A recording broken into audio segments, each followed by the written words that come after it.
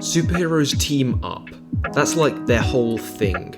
But once you build a team like the Avengers, there's always the danger that you can't take them back apart, that you can't tell a true solo story in a shared universe. This complaint is common to the MCU films since the end of Phase 1. Iron Man 3, when the President of the US is attacked. Why didn't the Avengers show up? Thor, The Dark World, where evil Legolas attacks Greenwich. Why didn't the Avengers show up? Captain America, the Winter Soldier, even though Black Widow's there the whole time. Why didn't the Avengers show up? It's sort of beside the point at this stage that most of these examples have pretty good explanations for no more teammates showing up, like the fact that all the action in London is done by the time the Avengers could even get through US customs. Marvel even started putting throwaway lines in their later solo films, lampshading this point, like this one in Ant-Man. I think our first move should be calling the Avengers. But as always, if we turn to the animated show Avengers Earth's Mightiest Heroes, we see a few different ways of dealing with the team-up problem, in a way that allows good team-based storytelling to coexist with more individual stories. This video is in part a response to some of the comments I got on an earlier video, in which I praised the way EMH glues its Avengers team together after their initial meeting in a way the MCU really doesn't. And while I had the idea for this video even before those comments started rolling in, this video does also present a good opportunity for me to address those criticisms, so keep that in the back of your mind and we'll come back to it later. So I want to put forward the point that Earth's Mightiest Heroes shows us not one, but 3 different ways to tell an individual story in a world with the Avengers. The first way we can see in the Season 2 episode, To Steal an Ant-Man.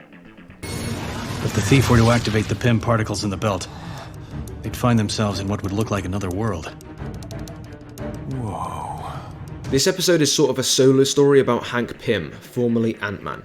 It opens with him leaving the mansion and leaving Jan, and we follow him for much of the episode. I'd love to talk about this part of the episode in more depth another time, and I'm sure I will, when I get round to doing videos on individual characters. But while the Hank story is a great example of the show nailing a non-Avengers narrative, it's not really a sustainable way of doing it. After all, you can't just have someone leave the team every time you want to focus on their character in particular. No, this is also a story about Scott Lang, the new Ant-Man. He appears first about 4 minutes in, and from that point onwards, this story is also his. And it's a good one. We see him introduced as a capable pretender to the Ant mantle. We learn about his tragic past and his reluctant criminality, and ultimately he makes the hard choice to surrender himself to Hank and the law, after they team up to take down Cross. But presumably Hank sees these heroic qualities in Scott just as we do, and lets Scott take the Ant-Man suit and escape any legal repercussions. So this is a Hank solo story, but it's also a Scott Lang origin story. A solo story entirely separate from this show's titular team. So that's point number 1, it's entirely possible for there to be solo stories in a shared universe, since you're always able to tell stories outside of the established team. But what if you want to tell stories about core team members? Well, let's look at the way Thor gets this treatment in The Ballad of Beta Ray Bill. The Corbinite people built their cities in the burning skies from time immemorial, and danced in the sunlight for ages in harmony, until the demon breed came. Following earlier events in the show, the fire demon Surtur has broken out of the realm of Muspelheim. Thor is in Asgard and he hears this. His quest is to follow up some intel from Heimdall about a possible ship carrying Surtur's energy, and so he does this. And without spoiling things too much, it's quite the adventure, with the only recurring characters in it being some small roles from Thor's Asgard crew. The point is though that this is a story disconnected from the rest of the team, even though Thor is still an Avenger. It doesn't suffer for it, it's a great episode, but it does show that this show is willing to take key members and tell engaging stories with them entirely separate from the rest of Earth's Mightiest Heroes. This is accomplished though because Thor's world is separate and largely inadmissible by the rest of the team. Not every Avenger has a comparable setting where you could put them in to tell a story away from the rest of the team in total isolation. But maybe you don't have to. This brings us to the final type of solo story that's demonstrated by this team-based show. Episode 10, Everything is Wonderful. Come on, Simon, hold it together. We'll figure out a way to save you. Wait! This is a narrative in which the whole Avengers squad active at this point shows up. but at its heart, it's an Iron Man story, or perhaps more accurately, a Tony Stark story.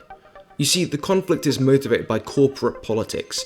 Tony's competitor Simon Williams is struggling financially, and Stark is taking over the company. Simon reacts by going to AIM, the Advanced Idea Mechanics think tank, and undergoing experimentations with ionic energy to give him the power to take down Tony and reclaim his company. I mean, I don't think stocks and corporate ownership work like that, but what do I know? But Tony wasn't actually trying to force Simon out of business. I was trying to explain to him. I bought Simon's company to save it. It wasn't going to survive. I knew Simon had brilliant tech and development. I wanted to work with him, to save what he built. All I wanted to do was help him. This is a tragic misunderstanding. It's implied that this version of Tony had a ruthless business reputation in the past, and since he's become a superhero, he's been trying to be better, both by fighting villains and by easing off slightly in his soulless capitalist endeavours, like this attempt to help Williams. Simon Williams, or Wonder Man, will go on to reoccur as a conflicted villain. It really is quite a sad fate for him. And it's a lesson for Tony that good intentions aren't enough, especially when you're trying to atone for sins past. But it's not the details of the character work that matter here, it's the way this show can still tell an engaging Iron Man story with the rest of the Avengers present. They have supporting roles and some great moments, but at its centre this is clearly a story about Tony and his attempt to become a better person, and how he doesn't always manage to succeed. So these are the 3 ways, as illustrated by Earth's Mightiest Heroes, to tell solo stories in a shared universe. You can introduce new characters, you can separate an existing one, either by having them leave the team or be in some environment apart from the others, or, and this might be the best option, you can tell a story focusing on one character but fully integrated into the shared universe. Circling back to the point about the MCU and how it can't have the Avengers stay together because there need to be solo stories, all these reasons are why I don't think that's true.